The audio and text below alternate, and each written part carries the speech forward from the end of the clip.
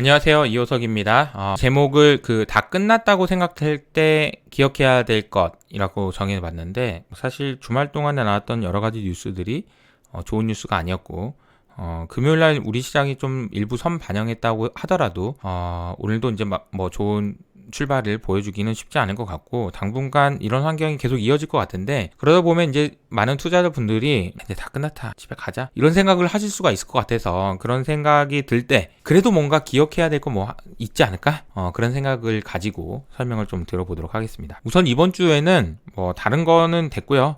제일 중요한 게 FOMC 의사록이 수요일날 공개됩니다. 그래서 수요일날이 제일 중요한 이벤트가 있는 것 같아요. 근데 수요일이 중요한 이유가 FOMC 의사록도 있지만 중국의 PPI, CPI, 그러니까 이제 중국에서 물가가 얼마나 높은지, 이것도 굉장히 미국의 CPI에 주는 영향이 있기 때문에 중요하죠. 그러니까 지난주에 미국의 CPI가 너무 높게 나오긴 했는데 어쨌든 중국에선 어떻게 나오는지 좀 봐야 될 것 같습니다. 그리고 이제 우크라이나를 침공한다라는 얘기가 사실은 무슨 우크라이나 침공을 당사자도 아니고 옆에 있는 미국에서 이렇게 얘기하나라는 생각이 들지만 어쨌든 날짜는 16일입니다. 그래서 수요일 날이 상당히 중요할 것 같고요. 실적도 미국 기업들 중에서는 엔비디아 실적이 수요일 날 나옵니다. 그리고 금리 에 대한 이야기 하나씩 좀 점검하면서 넘어갈게요. 독일 10년물 금리가 이제 0.25%로 플러스 전환했습니다. 자세히 보시면 독일 10년 금리는 이게 이제 0%거든요. 그러니까 이 구간에서 계속해서 마이너스였던 구간이 한 2, 3년 정도 진행됐던 것 같은데 이게 드디어 이제 플러스로 전환됐습니다. 0.3%에 육박하는 독일 10년 금리. 참 독일 금리가 마이너스 간다고 했을 때 기억해 보시면 DLS 상품 있었잖아요. 야, 독일 금리가 세상에 마이너스 가겠어요, 설마? 마이너스만 안 가면 내가 돈 4% 줄게. 이런 상품들 많이 있었는데 아니나 다를게 마이너스 가면서 이거 뭐야 이거 막 이런 상황이 됐던 거 기억나시죠? 그랬던 상황이었는데 다시 0% 이상 올라가면서 플러스 금리로 올라가는 게 참 되게 신기할 것 같긴 해요. 그죠? 그런 상황이다. 미국 2년물 금리는 말할 것도 없이 굉장히 많이 올랐다라는 걸 보실 수가 있고요. 그러다 보니까 제가 이제 자주 설명드렸던 마이너스 금리 채권이 좀 많이 사라졌습니다. 이게 마이너스 금리 채권의 존재가 저는 자산 가격 하락을 막는 버퍼 역할을 했다라고 생각하는데요. 그 이유가 뭐냐면은 제가 이제 예를 들어서 내가 가진 돈을 어디다 투자할까? 제일 좋은 거 1번 이건 것 같은데, 2번 뭔 것 같은데, 3번 뭔 것 같은데, 자, 이게 골라보자. 자, 4번. 꼴등은 너 여기 있어라. 이렇게 해놨다고 했을 때 이 꼴등에 해당되는 게 뭐냐면은 마이너스 금리 채권이다. 왜냐면 아니 어떻게 주식은 빠질 수도 있지만 오를 수도 있잖아. 근데 너는 빠질 수만 있잖아. 마이너스 금리 채권은 내가 110만 원 넣으면은 100만 원만 나온다며. 확실하게. 이건 완전 꼴등이지. 너는 그냥 꼴등, 너 없어져. 이렇게 얘기를 했는데 알고 보니까 여기에 돈이 이렇게 많은 거예요. 돈이 너무 많았어. 그래서 제가 늘 말씀드렸던 게 뭐냐면 얘가 1등이 잠깐 좀 빠져. 제일 좋았던 게 빠져. 야, 그러면은 여기서 돈 빼가지고 여기서 돈 빼가지고 여기로 가자라는 애가 있을 거다. 그리고 또 2등이 또 빠져. 야, 그러면 여기서 이렇게 돈 빼가지고 2등으로 가자라는 애들도 있을 거다는 거죠. 이게 마치 샌드박스처럼 버퍼가 되는 역할을 해준 것이 마이너스 금리 채권이었다, 그동안. 근데 이 마이너스 금리 채권에 돈이 얼마나 있었냐라고 보니까 많게는 18조 달러, 그리고 적게는 이제 연초만 해도 14조 달러가 있었어요. 올해 연초만 해도 14조 달러. 근데 이게 지금 자세히 보시면 이게 진짜 엄청나게 빠른 속도로 이렇게 줄어들면서 지금은 거의 4.5조 달러? 5조 달러 정도 수준밖에 안 되는. 그러니까 샌드박스라고 표현하면은 놀이터에서 그네 탈 때 밑에 있는 모래라고 생각하시면 되는데, 모래가 많이 있을 때는 넘어져도 안 깨지죠. 근데 이게 모래가 좀 많이 걷어졌다라고 보시면 될 것 같습니다. 이게 사실은 중력의 힘이 약해졌다라는 측면에서는 전체적인 시장에 좋은 영향을 줄 수 있는 건 아니다라고 볼 수 있을 것 같네요. 지난주에 있었던 여러 가지 일들 중에서 제가 주목해서 봤던 것 중에 하나는 이거예요. 일본의 BOJ가 이거 신기한 거를 하나 또 했는데요.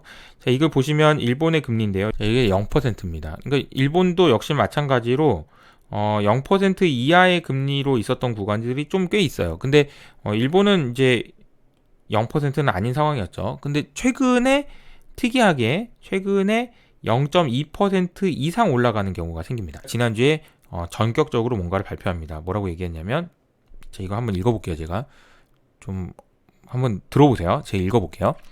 일본은행 국채금리 상승 억제를 위해 10년물 국채를 무제한으로 매입하기로 했습니다. 잠깐만요. 일본은행에서 국채금리 상승 억제를 위해서 10년물 국채를 뭐라고요? 무제한? 뭐 제한? 무제한으로 매입하겠다. 아니 저기 뭐 연준에서는 지금 그만 산다고 그러던데 니네는 무슨 생각이니? 라는 생각이 들지만 어쨌든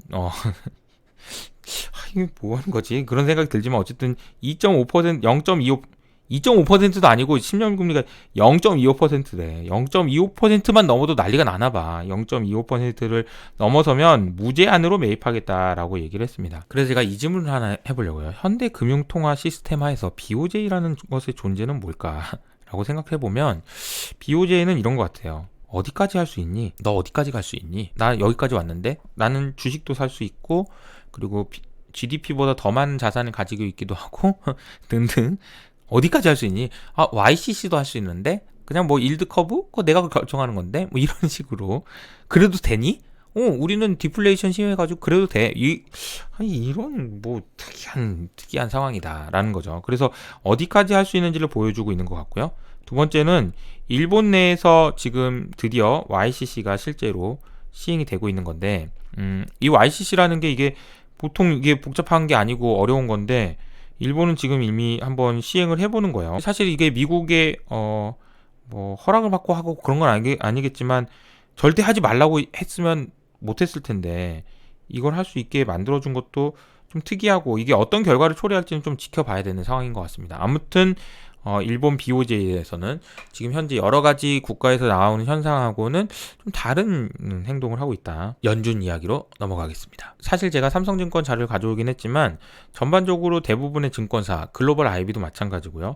미국 연준의 금리 정책에 대한 전망이나 이런 부분들을 수정하는데 정신이 없는 것 같아요. 저도 만약에 뭐 애널리스트를 하고 있다면 진짜 바빴을 것 같아요. 완전 다 틀렸다. 어떻게 해야 되냐 막 이러면서 이제 그런 얘기를 했을 것 같은데 어느 정도 상황인지를 좀 정리를 좀 해볼게요. 우선은 지난주에 있었던 CPI 발표 이후에 블라드 총재가 했던 이야기를 좀 점검해 보겠습니다. 블라드 총재는 오랜만에 우리가 잘 알고 있었던 AIT 평균 물가 목표제를 가져와서 조목조목 따졌습니다. 첫 번째로 2021년 그러니까 작년이죠. 작년 거를 5년 평균을 해보니까 평균으로 해가지고 2%라고 한 거잖아요. 자, 이 평균 2% 돼야 됩니다. 반평균입니다. 여러분, 5명의 학생이 있어요. 1번 학생, 이게 평균 안 되네. 2% 안 되네요. 자, 2번 학생, 딱 2%네요. 3번 학생, 2% 안 되네. 4번 학생, 어이구, 이거 뭐 이렇게 많이 빠졌어. 라고 생각할 수 있는 거고. 그리고 이제 5번 학생이 보니까, 아이고, 이게 왜 이렇게 점수가 좋아? 이거 잘했네. 라고 생각할 수 있는 겁니다. 그래서 얘네들을 평균 내보면, 이렇게 평균 내보면 이렇게 볼 수 있는 거고요. 평균을 냈더니 2.2%가 나왔다라는 겁니다. 자, 이게 이제 작년이었고요. 올해를 놓고 보니까 자, 1번 학생 그러니까 자가 1번 학생 어디 갔는데요? 너는 빠졌구나. 자, 1번 학생이 빠졌습니다. 얘가 빠졌어요. 그러니까 2% 평균에 안 되는 애가 한 명 빠졌어요. 그리고 들어온 애가 뭐냐고 봤더니 새로 들어온 애도 평균보다 높은 애야. 낮은 애가 빠졌고 높은 애가 들어오니까 당연히 어떻게 됐겠어요? 당연히 평균은 더 올라갔겠죠. 그래서 2.4%까지 올라갑니다. 지금 올해 전망치가 지금 2.5% 정도 수준까지 낮아질 거라는 전망을 해도 평균은 올라간다는 거예요. 왜냐하면 얘가 빠지고 얘가 들어가니까. 그러니까 평균 물가가 2% 이하로 내려가기 상당히 어렵다라는 걸 보여준 거죠. 그리고 3년이 지나서 2023년이 되더라도 18년이 빠지고 이게 들어오잖아. 이게 계속 들어와 있잖아요. 평균 점수 높은 애가. 그래서 평균 점수가 2% 넘는 것은 당분간 계속될 가능성이 높다. 그러니까 요거를 좀 빨리 낮춰야 된다. 그리고 2.5%까지 낮추는 것도 쉽지 않은. 그래서 사실 지금 현재 상황에서는 이걸 2.5%까지 낮추는 것도 쉽지 않은 상황이고 낮춘다고 하더라도 평균 물가는 계속 올라갈 수밖에 없는 상황이라는 점을 블라드 총재가 지적을 했습니다. 그래서 연준의 행동이 좀 심각해지고 그러면 돌아서겠지. 근데 그 심각한 수준이라는 것 자체가 만만치 않다라는 걸 보여주고 있는 그림입니다. 평균 물가 목표니까 더 그런 것 같아요. 이 그림을 좀 설명을 드려야 되는데요. 많은 분들이 야, 금리 인상 그거 연초부터 다 작년부터 계속 얘기했던 건데 그거 몰랐냐? 뭘 그렇게 호들갑이냐? 라고 얘기하시지만 이 그림을 보면서 제가 좀 시각적으로 설명을 좀 드려볼게요. 얼마나 지금 연준에서 하는 행동들이 충격적이고 급진적인 건지, 금리 인상을 한 번 할 수 있다라는 전망을 이렇게 그릴 수 있습니다. 주황색 선이죠. 그러니까 작년 10월 달까지만 해도 금리 인상은 무슨 금리 인상이야. 다 일시적이라던데 뭐 인플레이션. 그 얘기가 나왔었고 11월부터 야 이거 인플레이션 일시적이 아닐 수도 있는데 그러면서 20% 정도의 확률로 금리를 3월 달에 내년 3월 달에 올릴 수도 있을 것 같아 라는 얘기가 나오기 시작했습니다. 그러던 게 갑자기 연초에는 12월 FOMC 끝나고 나서부터는 60%야 금리 인상 하겠다 이러다가 그렇게 된 거죠. 그러니까 이제 굉장히 빨리 올라왔잖아요. 그런데 2월 달까지만 해도 이게 90% 넘을 정도로 올라갔어요. 야, 그러니까 금리 인상 여기까지 하면 그 금리 인상 확실히 하는 거잖아. 왜? 이렇게 생각할 수 있는데 여기서 또 반전이 또 하나 나옵니다. 이게 뭐냐면은 2번 인상이에요. 금리를 2번 인상할 가능성은 당연히 없지. 금리를 2번 어떻게 인상하냐. 3월 달에 갑자기 그것도 그런 상황이었는데 갑자기 2월 들어서 이게 급등하기 시작합니다. 그러다가 여기 내려오죠. 아이 거봐. 2번 인상을 어떻게 해. 블라드도 안 한다고 그랬고 다 안 한다고 했잖아. 그러니까 안 한다 라고 생각하면서 시장이 안도했는데 갑자기 목요일 금요일 하면서 이게 이렇게 올라갔습니다. 이제는 2번 인상할 가능성이 90%를 넘어섰어요. 그러니까 이게 지금 보면은 시장에서 계속 깜짝 놀라는 거예요. 그러니까 이제 시장이 금리 얘기 나오면 이제는 진정될 만도 한데 또 충격받고 또 충격받는 이유가 이 그림을 통해서 보시면 알 수 있다. 그러니까 한 번 인상할 가능성은 여기서 올라갔다가 이게 지금 이렇게 내려와서 여기 있다라는 거죠. 그러니까 그림으로 보시면 좀 이해가 되시죠. 2번 금리 인상할 가능성도 최근 며칠 사이에 갑자기 올라갔다라는 겁니다.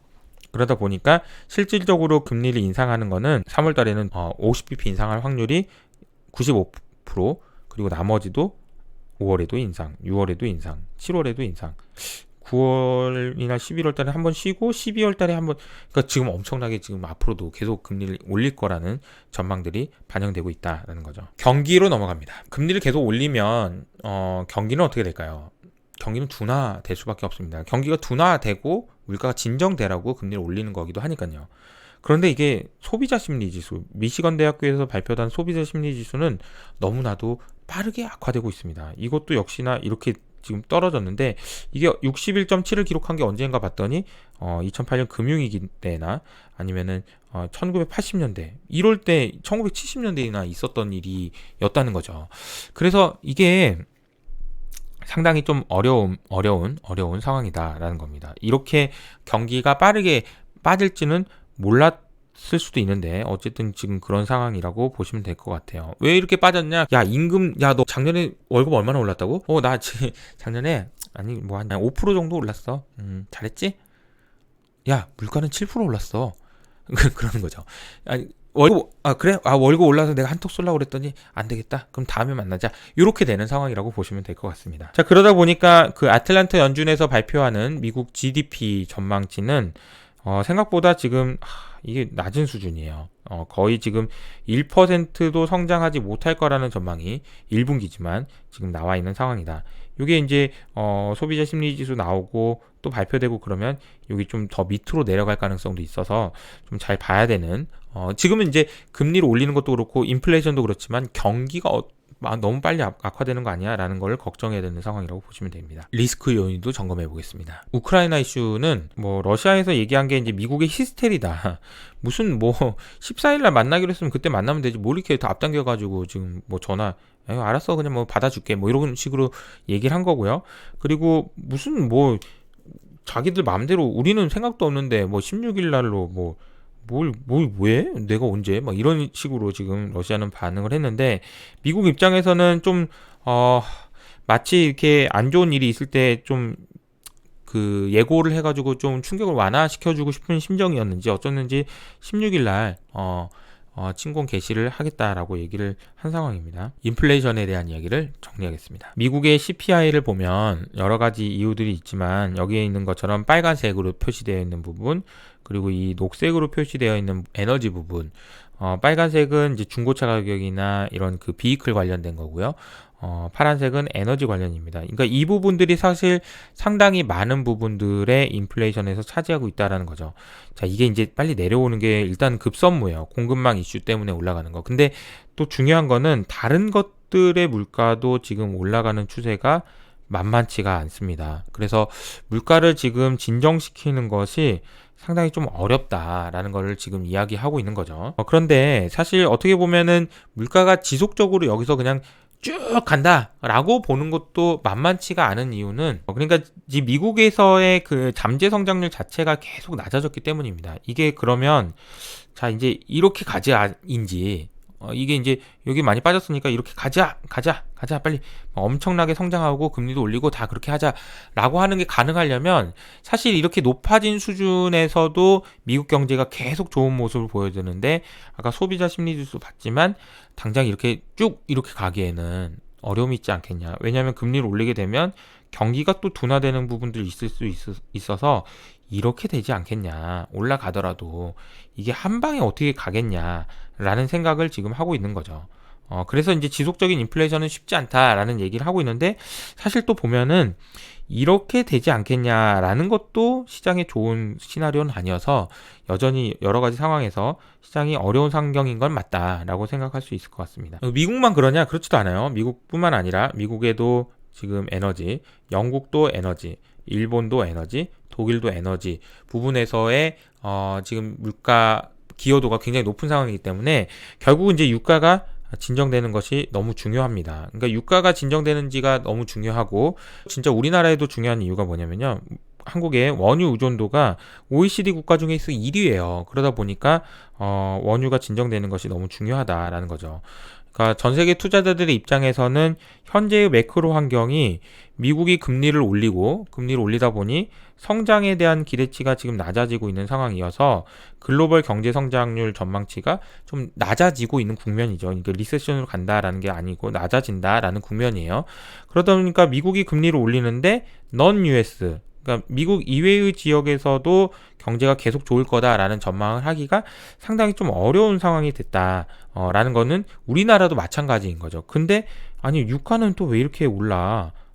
지금 왜 그러는 거야? 라고 생각할 수 있는데 유가에 제일 취약한 애가 누구야? 그랬더니 한국이라던데 이렇게 되는 거예요. 한국의 원유 의존도가 OECD 1위다. 그러다 보니까 외국인 투자자들 입장에서는 한국 시장에 대해서 그렇게 썩 좋게 생각하지 못할 수밖에 없는 그런 환경이라는 거죠. 오늘 여러 가지로 좀 보수적인 의견들 을 말씀 많이 드렸는데 V 리뷰를 통해서 좀 정리를 해보도록 하겠습니다. 첫 번째는 이 다모다란 교수님이 빅테크 기업들에 대해서 다시 정리를 한 게 있는데요. 결론만 짧게 말씀드리면 페이스북에 대해서는 안 좋은 거 알겠고 그렇지만 너무 많이 빠졌기 때문에 본인의 판단에 의해서는 언더밸류 돼 있다라고 얘기하셨고요. 이게 아마존에 대해서는 상당히 좀 이례적으로 긍정적으로 보시는 것 같아요. 그러니까 과거에는 꿈만 있었는데 이런 식으로 되면은 비즈니스 모델도 상당히 견고하고 마진도 좋아질 수 있을 것 같아서 좋게 본다 이렇게 얘기하셨던 것 같고요. 넷플릭스는 주가가 많이 빠졌지만 성장이 걱정된다 이런 내러티브를 가지고 이 내러티브로 내가 밸류에이션을 보니까 이건 너무 비싸다라고 생각하신 것 같고요. 구글이나 애플에 대해서는 야 니가 키 왕짱이다. 너는 캐시 머신이냐? 아니면 뭔 캐시가 이렇게 많냐? 그리고 마진은 또 여기서 더 성장하는 건 어떻게 된 거냐? 진짜 대단하다. 근데 그래도 나의 기준으로는 너네는 비싸서 이거 빠지면 내가 사든지 할 건데 너무 진짜 좋긴 좋다. 이런 상황이라고 보시면 될 것 같고 그리고 마이크로소프트에 대해서도 좀 긍정적으로 말씀을 해주셨던 것 같습니다. 특히나 블리자드 인수에 대해서 그러니까 이 세 개의 빅테크에 대해서는 어떤 표현이 나오냐면 애플에 대해서는 캐시 머신이라는 표현도 하고 구글이나 애플, 마이크로소프트 얘네들이 가지고 있는 현금에 대해서 지금 현재 상황에서 굉장히 좀 안전 마진으로 작용할 수 있는 것들이 있다. 이런 등등의 얘기를 해주셨습니다. 다모다란 교수님이 이렇게 했으니까 좋다. 이런 얘기보다도 개인적으로 지금 제가 투자를 많이 하고 있는 회사들은 여기하고 여기 그리고 이제 제가 자주 말씀드렸던 이 T사에 대한 비중이 굉장히 높은 상황이고요. 이번 실적 시즌을 통해서 저도 아마존과 마이크로소프트에 대해서는 긍정적으로 보고 있어서 시장이 뭐 조정받는 구간에서 제가 막 현금을 가지고 아마존과 마이크로소프트에 대해서는 좀 비중을 늘려볼 계획도 가지고 있습니다. 그리고 저는 뭐 요 세 종목은 지금 현재 시점에서 가지고 있는 헤게머니가 당분간 유지가 될 가능성이 높기 때문에 이거는 뭐 줄일 생각이 별로 없습니다. 그래서 가지고 있는 현금으로 언제 살 수 있을지 째려보고 있는 상황이다. 요 두 개의 회사 정도는 빠지면 사야지 나도 라는 생각을 가지고 여유 있게 보고 있다. 여유 있게. 3프로 TV에 나왔던 디디에 소네트라는 그 취리 공과대학 교수인데요. 이분은 경제 물리학이라는 새로운 학문을 개척하신 분이에요. 그래서 저는 내용이 너무 재밌게 잘 들었습니다. 그래서 그 내용을 간단하게 소개해 드리는 걸로 마무리를 할 텐데 이분의 얘기는 이겁니다. 블랙스완, 이분 자기가 친구래요. 나심텔레브가. 근데 어쨌든 블랙스완은 unknowns 그러니까 이제 이걸 다시 번역하면 이런 뜻입니다. 일어날 것이라고 상상도 못한 몰랐던 일, 일어날지조차도 몰랐던 일이라는 거죠. 몰랐던 일인데 일어날 수도 있다라고 생각하는 거는 known unknowns라고 표현하시던데 unknown unknowns라는 것을 블랙스완이다 라고 얘기했다면 사실 이것도 중요한 개념이긴 한데 자기는 좀 다른 개념을 가져왔다라고 얘기하면서 드래곤 킹, 그래서 위기는 예측 가능하다 라고 얘기를 했습니다. 드래곤 킹. 그러면서 이제 뭐 왜 자기가 생각할 때는 결론적으로 지금 현재 상황에서 위기는 오지 않는다 라고 이제 거의 뭐 단언하듯이 얘기하시는데 그 이유가 뭐냐면은 2008년하고 2022년 이후에 게임의 법칙이 이미 바뀌었다. 연준이 나오고 아까 제가 뭐 BOJ도 말씀드렸잖아요. BOJ 보면 어디까지 할 수 있는 거예요, 얘네들? 이런 생각이 드는 거죠. 게임의 법칙이 완전히 바뀌었다 라는 걸 말씀드릴 수 있을 것 같습니다. 시장이 쉽지 않을 것 같아요. 그러나 그렇다고 해서 뭐 여러분들한테 숏을 하세요. 주가가 많이 빠질 것 같아요. 라는 얘기라기보다는 오늘 제가 말씀드린 거는 여러 가지 불확실성, 그러니까 넘어야 될 산 이런 걸 보면은 앞으로도 매크로가 당분간 좋아지는 환경으로 급변하기는 상당히 좀 어려울 것 같다라는 말씀을 좀 드렸다라고 보시면 될 것 같고요. 오늘 영상은 여기서 마무리하도록 하겠습니다. 당신이 효친이라는 것이 항상 자랑스러울 수 있도록 끝까지 초심 잃지 않고 최선을 다하겠습니다. 감사합니다.